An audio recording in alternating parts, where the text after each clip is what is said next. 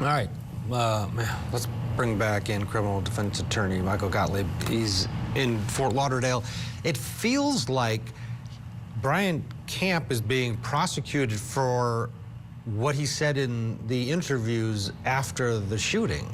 I mean, it's almost as if the prosecutor is saying, well, let's say he would have said, yeah, I went back in there and I shot him again. Then are we still here? Or is he being prosecuted for possibly lying or being confused in those moments after this living a horror movie? Yeah, I mean, I think the prosecution's argument's a little inconsistent because they're saying it's based on the time frame and he had the ability to stay outside. Obviously, we know he went into the house.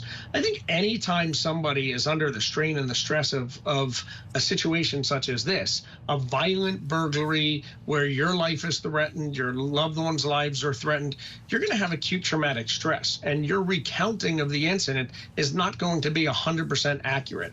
I think his ability to later explain it when he's had time for reflection and thought and the ability to sort of compartmentalize what happened seems to make more sense.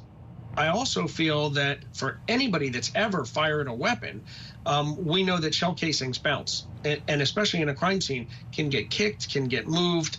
I don't really buy that argument, and it seems like it's a stretch to me, whether the defense addressed it or not. So it seems like if the prosecution's stretching, they have a reason, because they can't really make their point based on the direct evidence they have.